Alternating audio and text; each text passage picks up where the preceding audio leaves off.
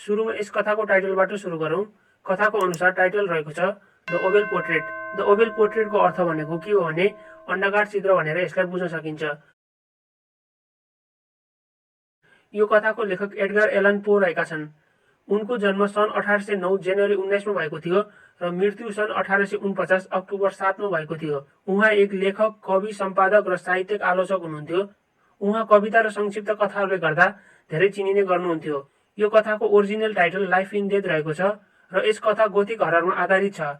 यस कथाको अनुसार गोथिक भनेको 12औं शताब्दीदेखि 16औं शताब्दीसम्मको एक प्रख्यात युरोपेली कथा हो।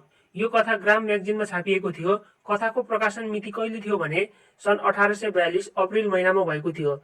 यस कथामा जीवन र कला बीचको सम्बन्धलाई प्रस्तुत गरिएको छ। यस कथामा एक विरान महलको बारेमा कुरा गरिएको छ।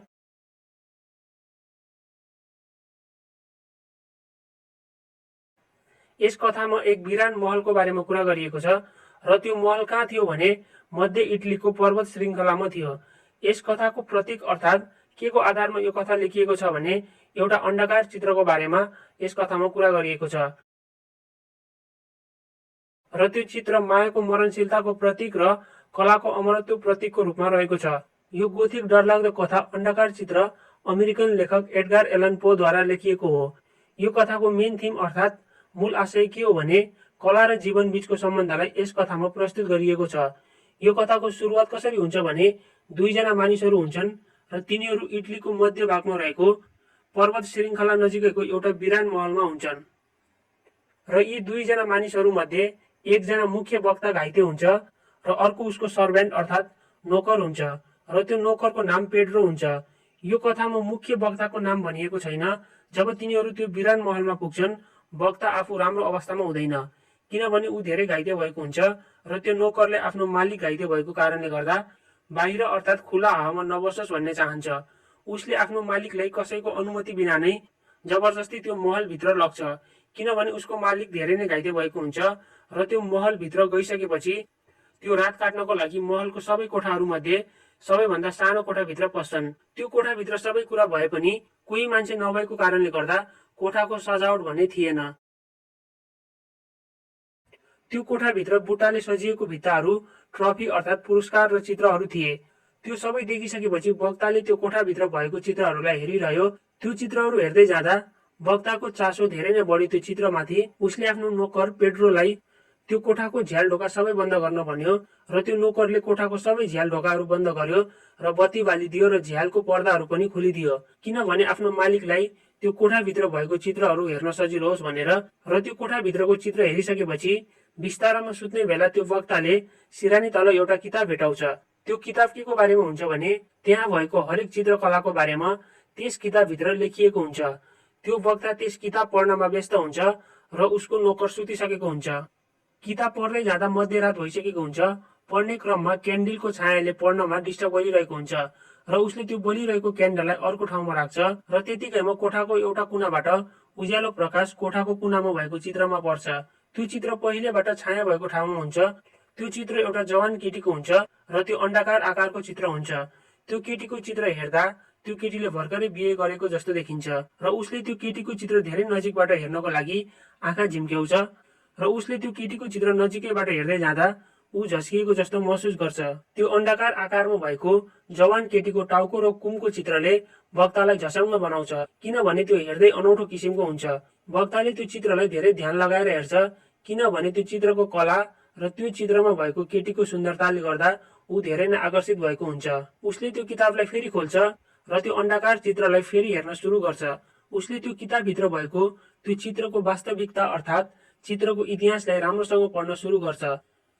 त्यो किताब पढ्दै जाँदा उसले के थाहा पाउँछ भने त्यो अण्डाकार चित्रमा भएकी केटीको श्रीमान एक प्रसिद्ध चित्रकार थिए। चित्रकार आफ्नो कलालाई धेरै माया गर्थ्यो भनेर उसले त्यो किताब पढ्दै जाँदा थाहा पाएको थियो र अझ उसले त्यो किताब पढ्दै जाँदा के थाहा पाउँछ भने त्यो चित्रकारले आफ्नो श्रीमतीको चित्र बनाउन उसको इच्छा हुन्छ र उसको त्यो प्रस्तावलाई त्यो केटीले स्वीकार गर्छ र एउटा कुर्सीमा बस्दै उसले आफ्नो श्रीमतीको चित्र बनाउँछ। आफ्नो श्रीमानले चित्र कोर्दै गर्दा ऊ मुस्कुराइरहेको देखिन्छ।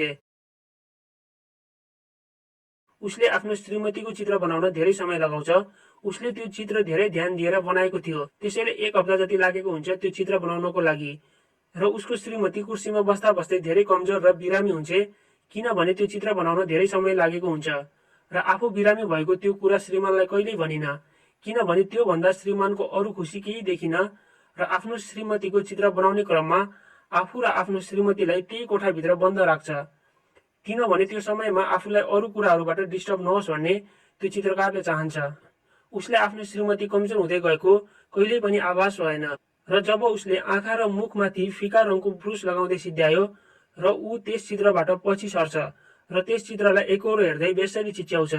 र जब उसले पछाडि फर्केर हेर्छ, त्यो कुर्सीमा भएको आफ्नो श्रीमतीलाई मरेको अवस्थामा देख्छ। सो यो कथा द ओभल पोर्ट्रेट यति नै रहेको छ। कथामा मेन कुरा के भनिएको छ भने कला र जीवनको सम्बन्धलाई यस कथामा प्रस्तुत गरिएको छ।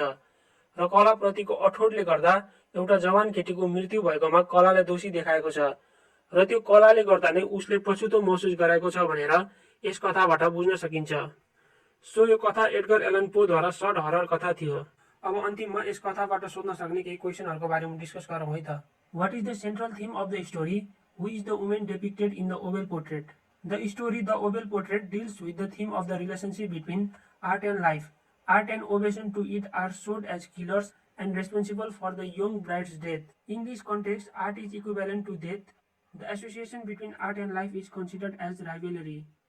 In the story, it is suggested that art can reveal the artist's guilt or evil and may even destroy the life. The woman depicted in the Oval Portrait is the wife of the painter and the victim of the painter's passion for the portrait. Discuss the story as a frame narrative, a story within a story.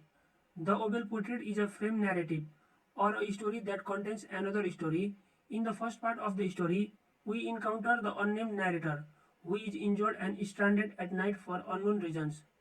He, along with his companion and servant Pedro, takes shelter in an abandoned mansion. The narrative stays awake while his servant sleeps.